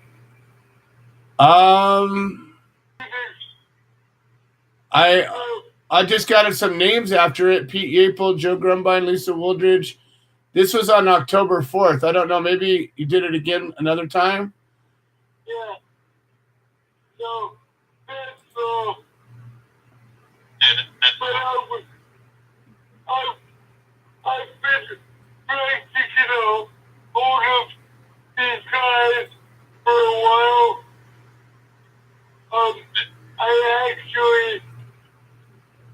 got an article written on their website from Facebook page, but unfortunately that didn't get a lot of notoriety. So I'm hoping to do a film piece with Max Simon. Can you help me out there? That I've been trying to get a hold of these guys for a while, and I actually got an article written on their website, and so I created something about Facebook. With a former friend of mine on Facebook. With a former friend of mine on Facebook. But unfortunately, that didn't get a lot of notoriety. So I'm hoping to do a film piece with Max Simon. Well, we will definitely continue to reach out, and the good thing is you never know when just that right person is gonna hit the right mark. So the most important thing is we keep showing up, we keep trying, and we just might hit it. You never know. Yeah, I wrote a letter to Max because I'm actually connected to him on LinkedIn. So I got a direct link to him. So I wrote a letter to him. And then I wrote this status. Actually connected to him on LinkedIn, so I got a direct link to him. So I wrote a letter to him the same day that I wrote that status. All right. Well, Creed, we will continue to keep trying, and like I said, it's persistence pays off. So we will definitely we'll keep banging away. And just remember, everybody, if you haven't signed that petition yet, if somebody can put a link up on the show for that as well, it's just a click of a button, and share it around, let people know. It's just one more way that we can make a difference. Simple enough. All right, Creed. Well, thank you so much for calling in the show again, and we will talk to you next week. Thank you. And sorry to hear about George. Absolutely. All right. So up next, we've got, you know what? We're going to get non-compliant Mary and then Glenn Keeling. And I think George is going to be calling in shortly as well. All right. This is one of my favorite people on the planet. And she is still a board member, which makes me happy. And she gets the power of positivity in a way that few people do. Been through many adversities, and she just bounces back and keeps on smiling, finds a way to make it right. So, Mary, I look forward to hearing what you have to say today. Hey, Joe. Hey, everybody out there. I received one of those little promo things for voting in the mail, and I'm in El Dorado County, Northern California, and this little promo was encouraging everyone to vote yes on all these marijuana measures coming up. And it talked about ending prohibition, how important that was. And then it said to vote for legalization over and over and over again. it said that if we legalize it, all the money that's brought in can be used to enforce the laws and take down all the growers. Well, in our county, we have, we're a rural county. I'm not saying we don't have anyone doing something wrong. I'm sure we do. We've got pretty much everything here. But the vast majority of people are just simple people that just have given up on pharmaceuticals and all that kind of thing. And we just like to live a healthy life. And we have, as of 2,000 growers, we're being offered 150 special spots where people can get, possibly, they're just considering it, can get a license to do this legally. Part of it is that there's going to be, I think it's a 30% surtax on the medicine. And of these 150 people, again, we've got 2,000 growers, only 150 spots, that the fees to become a legal grower are up to $44,000. That's just a fee to become legal, to have a business, and anyone who's ever been in business knows what it costs. Every paperclip, everything costs money, and it's a lot of work to actually turn a profit. But you can do it if you've got enough behind you and you can hang in there. So in addition to this, in our county, I don't know about the other counties, it may be the same there, I don't know. But in ours, we also have to get an environmental impact report. The attorneys, the board of supervisors, no one there even knew how much that would cost. They said that they've never had anybody other than shopping centers and like big developers where they're doing like, I'm just picking a number, 1,000 homes or something like that. They need to do that because they changed so much of the groundwork, that there could be a problem with water flow and whatnot. It makes sense for them. Does it make sense for someone who wants to, let's just really push it, have 20 plants in their backyard? They have to go get an environmental impact report. My guess is it's over $5,000 for that. And then whatever the fees are, like I say, goes up to $44,000. They all agree that most people in our area wouldn't be able to afford it. So most likely those 150 special lottery parts or spots are going to go to people from outside of the area who are coming in here with big money to make money at an industry that the local people have been eking out a living for a very long time, cutting out everybody here. And yet this little promo piece says support legalization, end prohibition, and vote yes on all of this so that over $1 million can be spent enforcing the law against the other 1,850 growers. And I look at this and I am a very positive person. That makes me angry. It makes me really, really angry that somebody feels out there that it's okay to turn one person against another, to turn one neighbor against another neighbor. All we're doing, and I say we in the biggest sense of we, humanity, all of us are trying to do is live a life, be able to pay our bills, put food on the table, spend a little time with those that we love, maybe a little extra time visiting and exploring the world and just finding out about ourselves and how we fit into this scheme of life thing. And they throw stuff like this at us. And I just have to say, when I look at that, I just said, I'm going to vote this year. 2016 was the first time I haven't voted, by the way, since I was 18. So I've been very responsible. But when it comes to voting for the lesser of two evils, I said, I've got to back away from this. I don't want to put my name to something that I don't believe in. And I want to encourage everybody to, if they believe in voting, you just got some benefits, to vote your conscience and know that what you're signing your name to, what you're voting for, you're saying this is what I want to be. Don't just pick the lesser of two evils saying, well, that guy will kill me by fire and that's going to hurt a lot, so I'd rather go to this guy who's going to poison me. They're killing you. Why would you vote yes to being killed? Why would you vote yes to being oppressed? Why would you vote yes to being said that the only pain relief you can get is through a pharmaceutical that is likely to cause you grave damage?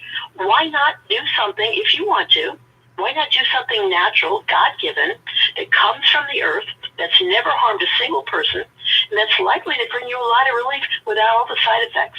Why? Oh, because it's dangerous. It really is dangerous. I have to say, Joe, it hasn't killed anybody. Well, actually, it probably has killed people.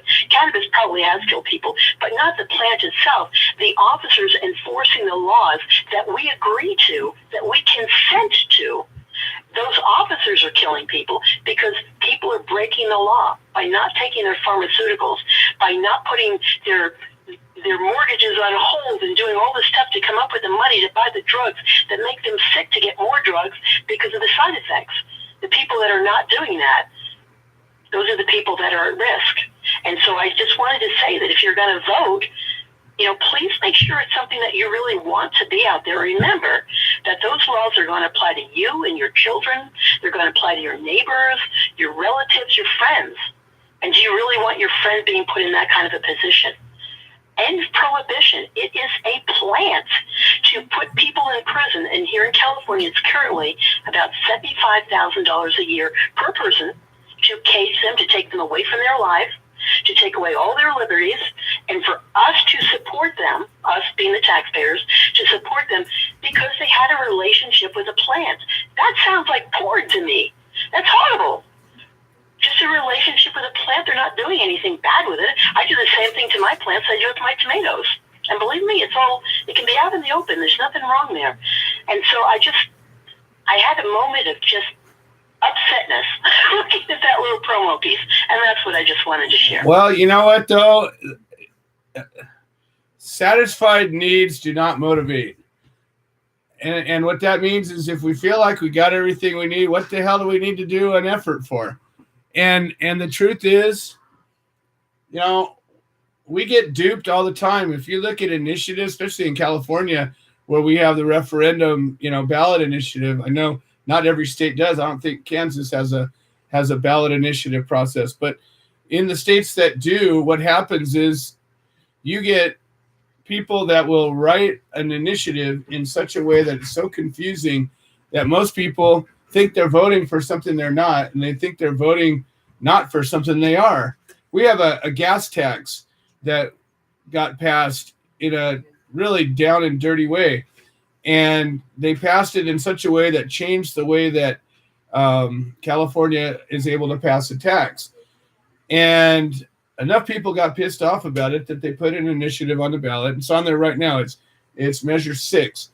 And it repeals that gas tax that added 30 cents a gallon to everybody's gas in California. Supposedly, this money goes to the road. So you know how many taxes have gone to the roads? That none of it does. And California has the worst roads in the country. Well, guess what? It's just corruption. It's the same crap. And actually what they did is they changed the amount of votes required for a tax to be issued. And repealing this thing will fix it. But most people, frankly, they're not going to read it. They're gonna feel like, the highway patrol gets up there and says, we need this thing to be this way. And people are like, oh, well, then that's what we'll do. You get the right endorsements, you get the right money behind things, and people just don't put their thought into it. So please, if you're going to participate, take some time, get to know the candidate, get to know the issue. If you're going to vote for what you really want. What do we want? We can make it happen. So let's do it, folks. Mary, it is always a treat to talk to you. Even if you're mad, I get something from it. So you know what? Just keep on doing what you do. I think that's Tom calling in right now. Oh, good. Well, go on and screen him in if that's him. Screen him in. Excellent. All right. Non-compliant Mary being non-compliant as always, just like we like her. Okay. We got Glenn Keeling up, and we got George Martorano sitting in the wings, and we're running out of time, and it's just the way it's supposed to be. Glenn Keeling is a warrior. He is a defendant in Ohio. He's a board member of the Human Solution International. He's a chapter coordinator, him and his wife, Peggy. He's been coming up with some pretty good ideas lately. I like to hear them. So tell me what's going on. Oh, good. Tom Corby is alive. Good job. Go ahead, Glenn. Tell us what's going on in Ohio. Hey, Joe. Thank you for having me on. Well, there's not a whole lot. You got the election coming up. I just want to remind everybody, look at your candidates, know who you're voting for. I do want to say, look at issue 1 here in Ohio. Anybody in Ohio listening, check issue 1 out. Other than that, man, people's got to, education is the big thing. We preach that our board meetings. We talk about that in the conference calls, and we say that every single week. Look, legalization is not working. Legalization brings a whole host of things that come along. More prison time, more fines. We have a guy here in Ohio, Chad Thomas, who is working on sensible decrimination in cities and in counties. That's what we need to work toward, decriminalization instead of legalization. A good idea that we've had here is Pete's doing the little bits for us, putting all of our little segments together and making a commercial for us. I think that's something that, we got to keep in mind that, we've got to understand why we are and how we are part of the solution. And that's a big thing. People have got to reach out and connect with one another, because that is absolutely the only way that we're going to get through this. And be able to have cannabis, like Larry was saying earlier, just like onions, man. I mean, it's a plant that you can throw a seed in the ground and it'll grow. And it'll do exactly what you want it to do. And it heals so many people. I've seen it. I've watched my wife, who suffers with MS, man, be able to eliminate a lot of pharmaceuticals and use cannabis to be able to walk. We are going through a case now here in Ohio. My wife and I are facing some pretty stiff time because we assumed the legalization was safe for us. We quickly found out that it's not. Again, you guys got to do some research and know the laws and education. I couldn't agree more. And as you know, we stand by you. And as things move forward, just, keeping people in the loop and, showing people what they can do to help. If you're in Ohio, folks, there's a couple of cases going on out there. Please, all you got to do is show up. It's an easy way to help. Just be there, raise your hand and say, I'm with this guy. I support him. I'm willing to come into court and proudly wear a ribbon that says, I'm in this. I believe in it, and it's right. So it makes a difference. Right. Awesome, Glenn. Absolutely. We've got to support each other in cases, in life, period. I mean, we're all human beings. We're part of the same race, humans. And it's real simple. You pick up the paper, look at the news. If you find a case that's going around, man, write a letter, show up in court for support. We have our next attorney conference is coming up on November 2nd. Can I say that again? Yet another attorney conference. And we'll see what happens. Easy to support people, man. It just takes just a sense to drive a car to the courthouse to make an appearance for support. Stand there, like Joe said, hey, I'm here with this guy. I'm here to support what's going on. Absolutely. And it all makes a difference. And again, just raising your hand saying, I'm a part of the solution. That's all we're looking for to start. And then we're looking for those that are willing to dig in and be a part of the team. So, well, thank you so much, Glenn. We're down to 2 minutes, and we're gonna do the crash course to the end. And always a pleasure. Somebody in Ohio wants to get a hold of you and participate. How do they do it? Hey, it's real simple. It's Creative Care Beacon, Ohio chapter of the Human Solution. It's on Facebook. Find me, Glenn Keeling, or Peggy Sue Kimmel, or just simply give me a call, 419-863-0498. Beautiful. Thank you so much. What? 0498-863-0498. All right, Glenn, on to the next. Good job. We'll talk to you tomorrow. All right, up next we have George Martirano, longtime friend of the show, longtime personal friend of mine. He's a warrior. He's an inspirer. 90 seconds. He's out there doing all the things that we talk about. His words are gold because it comes from the heart. It comes from experience, and he's got a purpose to make the world better, to help empower each and every one of us, and to heal the people that need healing. And here he is, George Martirano. Welcome to the show, my friend. Hey, my West Coast friends, how are you? 60 seconds. I'm over here busy, trying to get the Hip Hop Cafe open up, place 7:30.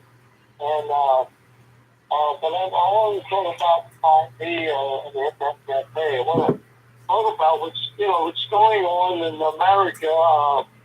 When you're poor and you have a sick child, and this child has cancer, and you're on the state assistance or whatever that you have at the hospital, will address it. There's actually an underground, ladies and gentlemen, there's an underground railroad, 2018, where the mother and the husband with the child has to flee. 10 seconds. States like Florida, incidentally, Florida, I think, I believe Florida, Maryland, that if you don't take your child to have this under your assistance insurance, the state funded insurance, if you don't take your child to be administrated for the cancer treatment, that's chemo and radiation, which a lot of parents believe that's going to kill them. You can have the child taken away. The actual child can be placed in foster care because you're not taking care to the laws of that state concerning the cancer treatment. So the parents have to flee. They have to take the child and flee. You imagine that? That's a flee to the Underground Railroad. And I participated in helping just so have a married couple with a sick child. And these are people that have homes. These are people that have jobs. But not to have to, they believe the cancer treatment will kill the child, and they want to administrate through THC and CBDs, which they have a right. And they see the CBD and THC treatment is helping the child. But the state can actually, the medical society can turn you over or to take your child away. That's going on today. That's crazy. It's 2018. And I want to address so many things, and I'm hoping because I have all the media ready to come to the Hip Hop Cafe that I'm opening. And it's not always going to be about me and the Hip Hop Cafe. It's going to be about the story I just told. There's craziness in this country, because you don't want your child to die from this chemo and radiation. You know the child can't survive it, and you want to help your child to on administering the CBD and THC regimen, that you can lose your child.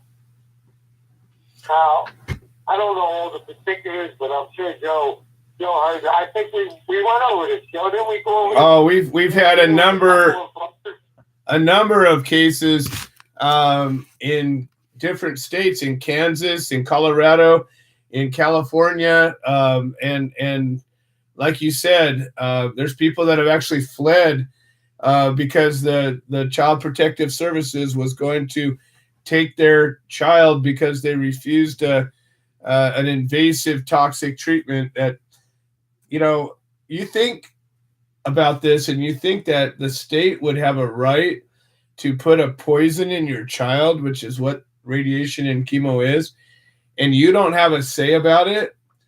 I don't know, folks. I think maybe it's time to raise your hand and say that's not cool anymore. Maybe it's time to make some change. Well, like I said, but 2018, now we still have an underground railroad that parents would have to take the child to flee.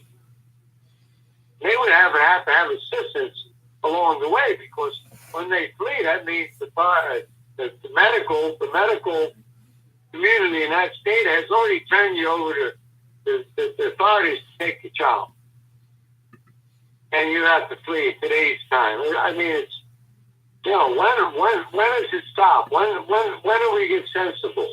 I mean, you know, the parents love the child. There's no hope that they don't want to administrate to the child to get healthy, but they see the CBDs and the THCs are helping the child. The child's eating, she's sleeping, and she's not suffering. But they still want to take the child, put her through this chemo and this radiation. A lot of them cannot survive. So there's so much I want to address. And, you know, I wish I was, you know, rich and famous, you know, because in this country, that's, you know, when you're rich and famous and do some scumbag crime, you see it takes forever for the punishment to set in. Forever. If it does at all. And that's what America is about. You know, the people that have and the have-nots. So hopefully with Human Solutions and radio shows like this, you know, we can make the difference. You know, and don't think that we're not. You just got to pay attention. Keep going. Keep on going. That's the message of the day. Keep on going. When I was incarcerated, but organizations like Human Solution helped me. So you just keep going. Please keep going, everyone. Absolutely.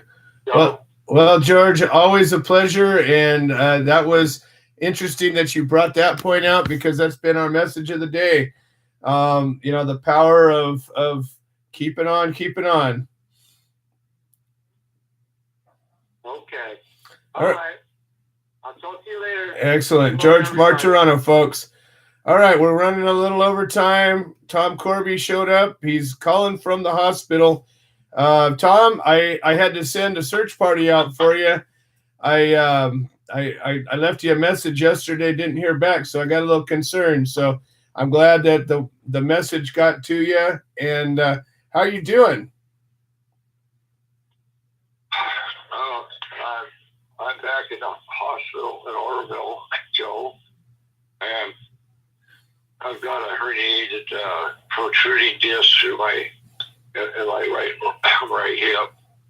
I've had MRIs and CAT scan, and they don't know if it's enough to operate.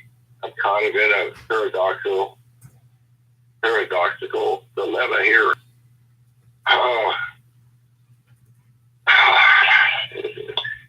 It's a tough one to go, and Frank and Ann's here helping me. Thank God to help me. I do. Hey, Frank, did you guys get that package we sent? Yes, sir. Good. Thank you. Of course. Well, okay, I want to thank everybody sending me healing thoughts, and everybody at the radio show today. And don't let you go to jail for a plan. Don't forget to breathe. Now, like Ben Keating said, we finally realize that legalization is just more laws and regulations. It's good. We must end prohibition, bottom line, and deschedule cannabis. Get all POWs out of jail. Okay, thank you all today, and I'm ready to listen to Willie. All right, Tom. Happy Party Radio Show. I'm glad you were able to call in, and I'm glad you're still on this side of the earth. That's what I wanted to hear. All right, folks. Tom Corby, a lion of a man. Let's put our thoughts and energies in getting him healed up and out of there, and do it any way you know how. Well, folks, I appreciate y'all being here, and we'll see you next week. Hi, I'm Willie Nelson, and the Willie Nelson Teapot Party and I endorse the Human Solution, supporting cannabis prisoners because no one should go to jail for a plant. The things I should have said, Tom, you were always on my mind.